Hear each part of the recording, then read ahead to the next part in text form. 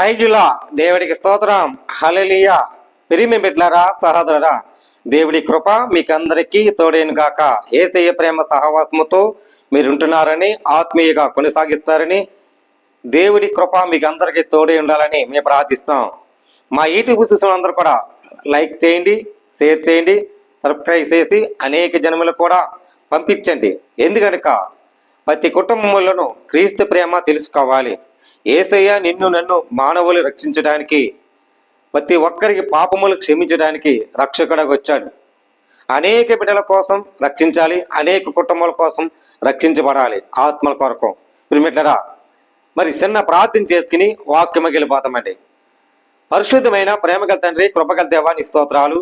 వాక్యముతో మాట్లాడుతుండగా మీరు మాకు సహాయం దయచేయండి తండ్రి. యేసయ్యా, నీ కృప మాకు ఇప్పుడు తోడుండాలి. అనేక బిడ్డల కోసం ప్రార్థిస్తాం, దేశ విదేశాల కోసం ప్రార్థిస్తాం.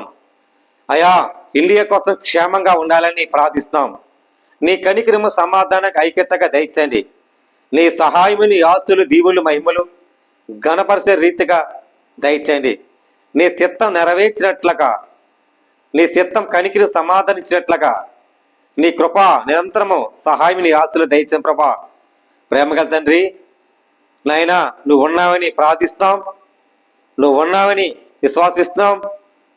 నాయనా, నీ సహాయం, నీ ఆస్తులు అనేక బిడ్డలకు రక్షణ దయచండి. అనేక బిడ్డల కొరకు శాంతిని, సమాధాన ఐక్యత ఇచ్చండి ప్రభా.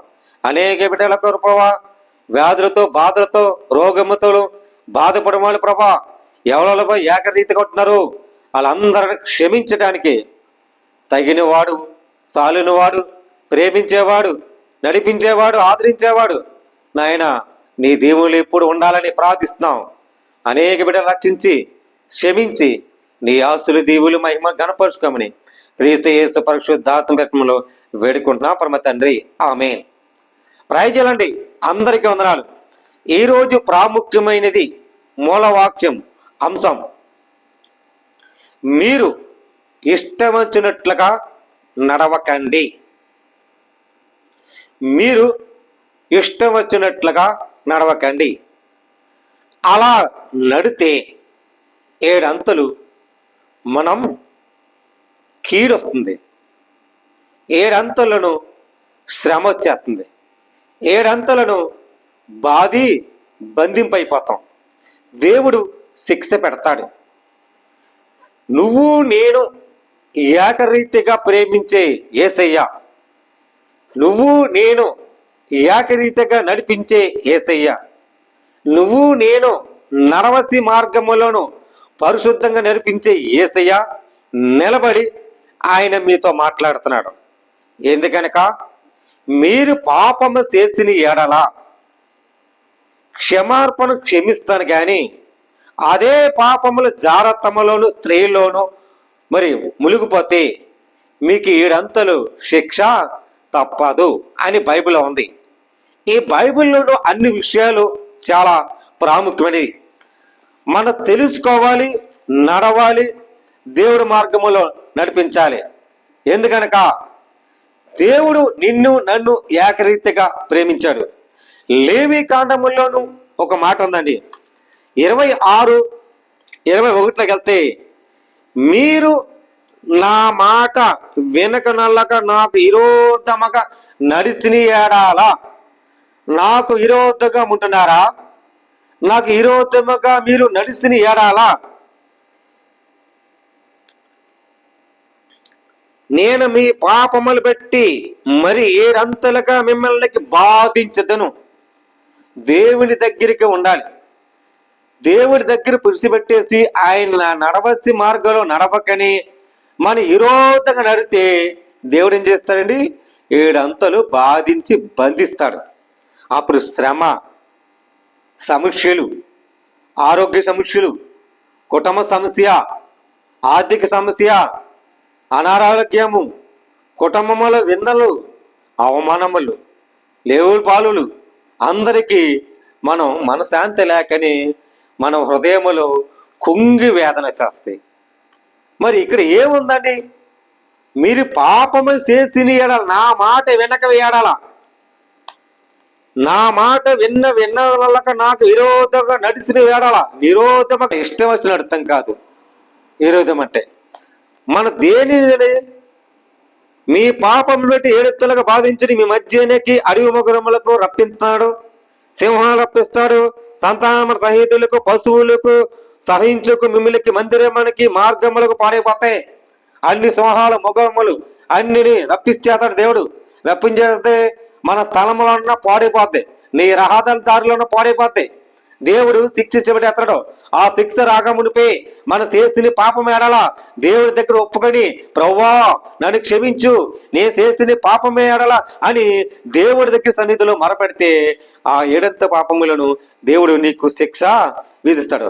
మన చీకటిలో నడకూడదండి. చీకటిలో కూడా మాట ఉందండి. ఈ సామెతలకి గంధంలో ఒకటి ఉందండి, చీకటిలో నడిచిన ఎడలా కాడా అక్కడ కూడా మరి మీ హృదయంలో సర్జ్ చేసుకోవాలి. సామెతలు 2:13 వెళ్తే అక్కడ చూడండి, అట్టి వారు చీకటి త్రోవలను నడిన వాళ్ళను యథార్థ మార్గంలో విడిచిపెట్టవద్దురు. అంటే చీకటిలో నడిచిన వారు ఏం చేస్తారండి? పాపము చేస్తారు. ఎప్పుడు పాపము చేద్దామా, ఎప్పుడు ఏం చేద్దామా, చీకటి ఎక్కపడుతుందా, ఎక్కడ వెళ్దామా, ఎక్కడికి నడుద్దామా అని ఈ చీకటిలో ప్రయాణించిన వాళ్ళు, చీకటిలలోనూ మరి ఎక్కువ పాపం చేసే వాళ్ళు మరి ఈ మాట ఉందండి. ప్రియమిత్రులారా, యథార్థ మార్గములకు విడిచిపెట్టుదురు, కీడి చేసు సంతోషించెదరు. కానీ యథార్థమా నడవాలి. కీడి చేసి ఏం చేస్తారండి? అలా సంతోషం ఉంటారు, ఆనందపడతారు. కీడు చేసిన వాళ్ళు ఏం కీడు వచ్చింది, ఏం బాధ వచ్చింది, ఎంత బాధ అని సంతోషపెడతారు. మనం సంతోషించకూడదు. కీడు చేసిన వాళ్ళకు క్షమించి వాళ్ళని దేవుడి కోసం చెప్పాలి. దేవుడు మంచి దేవుడు, మిమ్మల్ని క్షమించడానికి మీకు ఏ పాపం రాదు, దేవుడు క్షమిస్తాడు అని మనం హృదయంలో ఉన్న దేవుడు మనం ఎలాగ పరిశుద్ధంగా పరచడు, వాళ్ళ హృదయంలో కూడా మనం కూడా మాటలాడాలి. మాటలాడి నేర్పించాలి. సత్యమైన మాటలు నేర్పించాలి. అట్టి వారి చీకటిలోనకు నడుచుదురు, యథార్థ మార్గంలో నిదురు. అతి మురుకులు ప్రవర్తనకు వల్లించదురు. వారు నడుచుకోని త్రోవలో వంకరన రవి, వారు కుటిన వంతములకు మరి అది జారస్త్రీ గాని వృద్ధులుగా మాట్లాడడానికి పరాస్త్రీ గాని రక్షించదురు. అట్టి స్త్రీనికి యవన కాలములకు ప్రియులకు విడిసిదివి, తన దేవునికి నిబంధనకు మరుచుదురు. జారాస్త్రీ మరి పరాస్త్రీ అవి మనకు ఉండకూడదు. ఎందుకనక అవి మనకి అంత జోలికి వెళ్ళకూడదు. దేవుడిని రక్షించడానికి దేవుడికి నీకు మరి నడవలసిన మార్గంలో నడవాలి. తండ్రికి ఇష్టమైనట్లుగా నడవాలి. మరి తండ్రికి ఇష్టమైన నడవాలంటే మనం ఏం చేయాలండి? సామెతలు 3:12 వెళ్తా చూడండి, తండ్రి తమ ఇష్టమైన కుమారుని గద్దించును రీతిగా యెహోవాను తాను ప్రేమించిన వారికి గద్దించును, జ్ఞానము సంపాదించిన వారికి ధన్యుడు. జ్ఞానం. మరి దేవుడి మార్గంలో ఏం చేస్తారండి? నడవలసిన మార్గములను దేవుడి మార్గంలో నడవాలి. మన ఇష్టం వచ్చిన నడుతం కాదండి. దేవుడి ప్రేమించాలి, అప్పుడు దేవుడు మనల్ని గద్దిస్తాడు. వివేకము కలిగిన వరకు నరులకు ధన్యులు, వెండి సంపాదించకంటే జ్ఞానమును సంపాదించుకుంట మేలు. వెండిని సంపాదించుకుంటే జ్ఞానము 10 మందికి జ్ఞానం కావాలి. ఈ రోజు జ్ఞానం లేక, ఆలోచన లేక మరి చాలా మందికి మతి స్థితిలో పడిపోతున్నారు. ఎదిగిలి పాపములపై జ్ఞానం కావాలి. జ్ఞానం అంటే దేవుడి నీకు నాకు కష్టపడి రీతిగా ఉండాలని వెలుగు సంబంధంలాగా ఇచ్చాడు. నీకు చీకటి సంబంధాలు నడవని వల్ల వెలుగుని కష్టపడాలి, చీకటిలో నిద్రించి నీ కుటుంబాన్ని జీవితవంతం గడపాలి.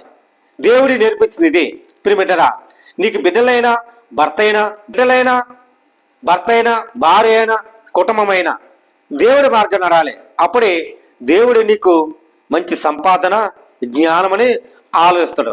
మన ఇష్టం వచ్చిన నడుతం కాదు, దేవుడి మార్గంలో ఇష్టలుగా నడవాలి. ఇది వాక్యం. ఈ వాక్యముతో మీరు చాలా శ్రద్ధగా విని మరి దేవుని ఎలా సంపాదించుకోవాలి పేరున వందనాలు తెలియజేస్తాను. దేవుడి మాటలు దీవించి ఆశ్రయించను కాక. ఆమేన్. ప్రార్థన అండి. పరిశుద్ధమైన ప్రేమగల తండ్రి, కృపగల దేవాన్ని స్తోత్రాలు అయా. మరి అనేక బిడ్డలు రక్షించండి, కాపుదల భద్రత ఉంచండి ప్రభా. సాక్ష్యం వాడికండి. నీ సహాయం, నీ ఆస్తులు, దీవులు, మహిమలు కనపరచుకోండి.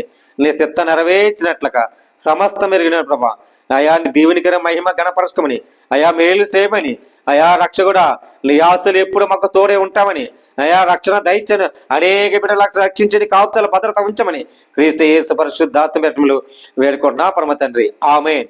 ప్రైజ్ చేయండి. దేవుడు మీ కుటుంబాన్ని దీవించి ఆశ్రయించను గాక. ఆమేన్.